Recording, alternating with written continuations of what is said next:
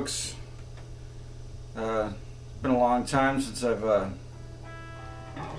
made a video. Guess I've been, busy doing nothing on lockdown, just like you probably have. Not really a whole lot to do, but all those things you never had time to do before.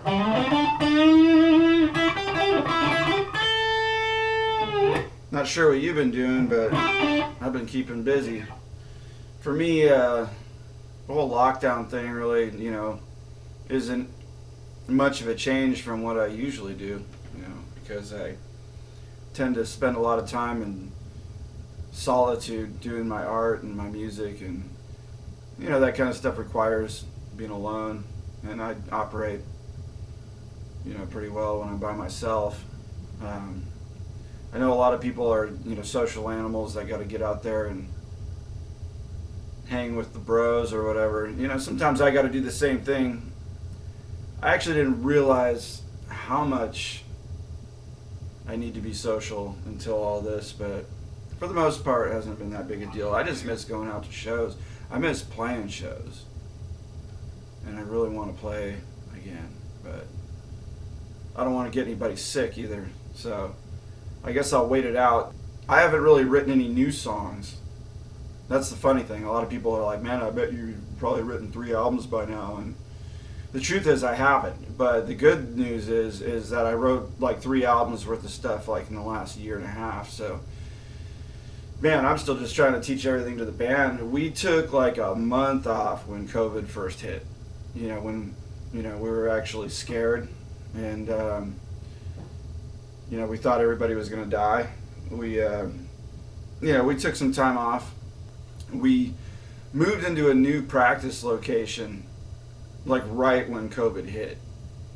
We were over at SAC Rehearsal Studios right before it hit, and then it hit, and then we were all of a sudden over at House of Hits, and it's really cool to be over there. I'd never really had a room in that facility before, and my good friend JR runs the place, and so it's good to be around him. Shout out to JR. Whoop, whoop. Every time we rehearse, I always go in there and talk to him for a bit, and sometimes we play chess. Well, we did once or twice anyway. My son likes to play chess with him, and so pretty much anytime I bring my son to rehearsal with me, he goes and plays chess with JR. And so it's been really cool to be reunited with JR. We were in 2 bands together. We, some of you know, we did a band called Milk Bar about 20 some odd years ago. And he was actually playing guitar, and I played bass in that band. And then about 15 years ago, we did a band called the Johnny Love Band. And that was pretty cool, and we did a handful of shows, and so it was cool. He and I jammed together. He still knew some of the songs, and I come to find out he'd been studying some of my music and played some of my stuff back for me, which is something that rarely happens. I rarely have anybody come to me, and like show me my own songs on guitar, but like their own interpretation of it. So it's been really cool to spend time with him. And as far as the band goes, we've got a lot of new material.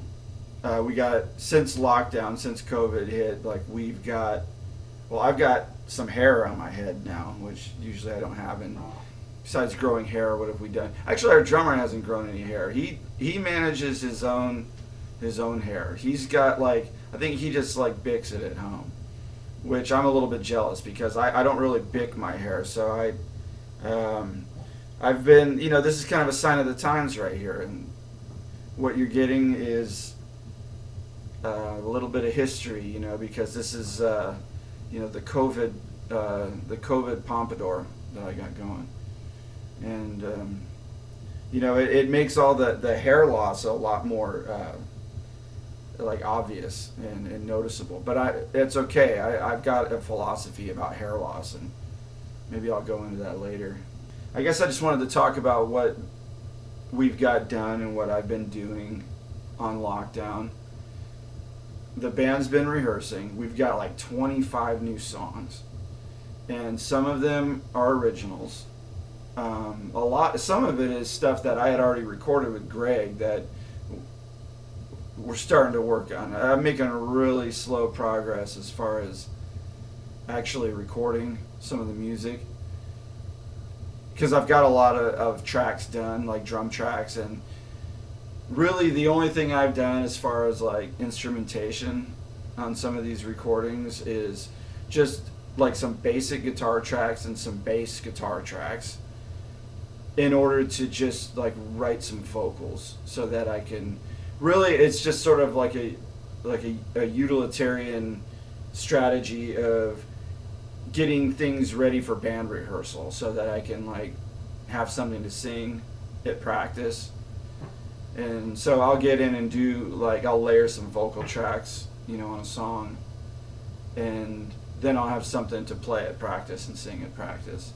And so some of the songs I'd already recorded with Greg that we hadn't taught to Albert yet, we're now teaching some of that stuff to Albert. So we've got those songs for the second album that we're teaching him. And we got a lot of cover tunes that we're doing. And if you ever saw Doris play live, we have a new name now. We're called Deep Tank, and you can see we got our shirts made. Yeah, I'm wearing my own band shirt. No shame in my game. Plus, they're really cool looking shirts. So, check it out. It's actually, this is the artwork for the album cover, and so you can see it's got the title of the album, Has to Be Done, and this cool the logo design that I designed, and I actually painted the album cover. So there's the album cover. So that's one thing that we've gotten. Another thing that we got done since lockdown started. I think I actually had the album cover finished right around the time that COVID hit. But what I didn't have done is this guy right here. This is the album. So we have the album now, and it's a really cool CD. And here, I'll open it for you because I don't have my own copy. So I gave my copy away, and so I'll have to buy this one now. So not only did I pay to get them, manufactured, I actually buy my own copy from the band, so that like it discourages me from giving them away. And so anyone that I ever give away, if I give you a copy of the CD, that means I bought it. So you're welcome in advance. But these are really cool. They're these cool, really cool, eco-friendly digipacks. You see that it's we got our logo and our band members here. Yours truly, plays guitar and sings, and then Greg and Albert are on here, and then we've got the songs listed. And look at this really cool picture disc, which is so cool that we can do this now, because back in the day you only had like the silver disc, and then we got this really cool album artwork. If you unfold it, you see the entire painting. There's the whole gatefold. I was so influenced by Iron Maiden. Of course, you wouldn't know it by looking at the quality of the artwork. I mean, I never learned how to paint that good, but we've got the lyrics. We got a little bio about the band that tells about Deep Tank. It's the story of Deep Tank. And all our song lyrics are in the CD, in the packaging. And you can see that very vaguely, I don't know if you can see it, but very vaguely, you can see the album cover art actually behind the lyrics, but it's really, really light. And then there's the credits. We recorded our drums at the Pus Cavern, and I recorded all the instrumentation over at our old rehearsal spot over at SAC Rehearsal Studios. And then I mastered it with Joe at the Pus Cavern.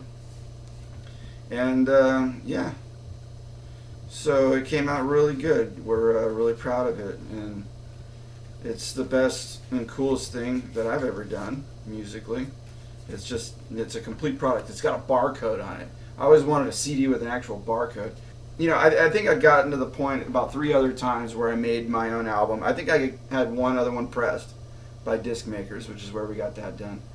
And but the thing was I didn't have any covers made for that one, so they were shrink wrapped without covers. And then so I basically just opened them all up and inserted my own covers that I printed at home on photo paper, with my Hewlett Packard printer. So they were really cheesy. I had done all the layouts on like Adobe Photo Deluxe, I think was what I had on my computer in those days. It was like an IBM from like '98. I remember when I bought this computer, it had a little sticker on the monitor that said Y2K ready. It was ready for Y2K. I mean, the world could end around me, and this computer would still work. And so that was back then. Everybody thought the world was going to end at Y2K. I'm old enough to remember when that happened, and it didn't. It didn't end. It waited 20 years, and now the world is finally ending. Now that we have our album out and we have T-shirts and a touring van and we're ready to go on tour, look what happens. It's just my luck. It's Murphy's Law, I guess, but I can accept it because it's just par for the course as far as I'm concerned. But life is good. And so we got a new band name, we got T-shirts, we got an album. The album cover, to get back to the album for a second, it's kind of hard to really see the artwork. So what I'm going to show you right now is actually the original painting, because it's pretty cool. It's cool to actually see the painting. If you see it in person, it's even better, but I'll show it to you on video here. But this is the actual original artwork, the original canvas that I painted for the album cover, and it's really cool. I'm so proud of it. It's very rare that I finish a painting. I've started hundreds of paintings, and usually they either wind up in the trash or just never finished. And this one, it's actually a 16 by 32 inch, gatefold album cover with front and back cover. And so we've got this one, and I'm actually working on the next album cover right now. Okay, so with that one, I didn't get started on it until the album was finished. When I was done mixing and mastering everything, I was thinking to myself, oh shit, I still have to paint the album cover. And I know how long it takes me to work. I am not a fast painter. I paint with fury, but it's rarely do I have a good stroke. And so I have to go back over stuff a zillion freaking times just to even make it look acceptable to like cartoon standards. And so it took me about 4 months to paint that. But, of course I wasn't working like 8-hour days with it. I would say that, like, if I was to break it into 8-hour work days, I would say that it was maybe 3 weeks to a month's worth of work. And that's how long it took me to paint that, because it just takes me a long time. And so I sort of learned my lesson.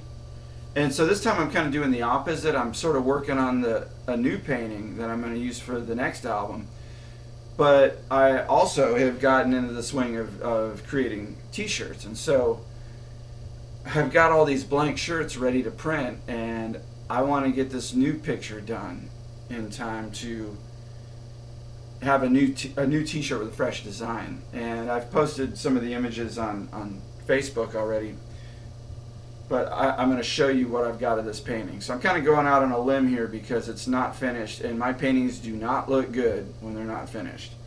And even when they're finished, they're kind of weird, but I'll let you have a sneak preview of the next album cover. You ready? You ready to see this? I don't want to disappoint anybody. But yeah, this one, it's not finished yet, but again, another 16 by 32. You see over here is actually the back cover, and this is going to be the front cover on this side right here. But you can see that the back cover section is actually way, way, way further along than this, which is really a little more than a sketch. And it's based on another painting that I had done previously. But see, I made this old man kind of look like Albert, and this guy's kind of looks like Greg, except he's a lot shorter. And then this is Doris right here. She's taking a bath. And we weren't really sure what to call the album. Originally, I wanted to call it Stand Up and Sit Down. That was going to originally be the album title, but I'm not sure that the artwork really fits the name. And so I think we're going to call this one The Last Bath, just because of the whole bathtub scene. And that's the part we're going to put on the new shirt, is the part where she's sitting in the bathtub. And so that's the part that's furthest along. That's the part I'm going to try and knock it out first. Part of the reason why the back cover gets done before I do the front cover is, well, for obvious reasons. I'm right-handed, and so when I paint, you don't want to be dragging your hand through the wet paint. So you have to sort of pull away from what you're doing. You know, you have to pull away from the work that you're doing. And so I always start on the upper left corner and I work lower right from upper left. And so it's kind of like every time I do like a swath of work, like if I spend about, a half hour to an hour doing a section, I'll start at the upper left corner and I'll move lower right because my hand is pulling away from it. Because you don't want to be pushing your hand into the wet paint, right? So if I was to be working right to left, I would just be like pushing my hand into my own wet paint. And acrylic paint, fortunately, dries within like, a half hour to an hour. I'd say you give it 45 minutes and it's pretty good. And the way I do it anyway, because I add a lot of water to it and I use really thin coats of paint. And that's probably why it takes me so long, because I don't really goop the paint on like you do with oils. And so usually even when my paintings are finished, they look really flat and you can still see the texture of the canvas underneath. And I wanted to show you the painting that was based on. I thought I brought it out. Oh, here it is. Here's the original painting that was based on. You see the old guy there he does still kind of look like Albert. And the other guy still kind of looks like Greg. But I never really and by the way, that's me right there in the hole. So I tend to draw myself as this kind of green demon in a lot of my paintings because it's sort of like my mischievous side, my mischievous aspect coming through. Here we got this too. We got laminates. It's like a backstage pass, and we'll have these at the merch table. And they all have different things written at the bottom of them. We've got one that's one for the kids. We got one for the girls. We got one for the merch person who's ever running our merch. We got ones for road crew, ones for band, and this one says Slee Stack on it. Like those green guys on the Land of the Lost, the Slee Stacks. And so we have a song called General Slee Stack. So it's a little bit of an inside joke. And we give those to our friends who are a little bit, our eccentric friends. They get the Slee Stack laminate. And, so that's just one of the many things that we'll be selling at our merch table, and we really hope to see you soon. And if not, I guess we'll just have more to share once we finally come out on the other side of this mess. And I hope you all are being safe and being smart and not getting in trouble and being productive, because that's what we're trying to do. So anyway, bye everybody. Have a good night.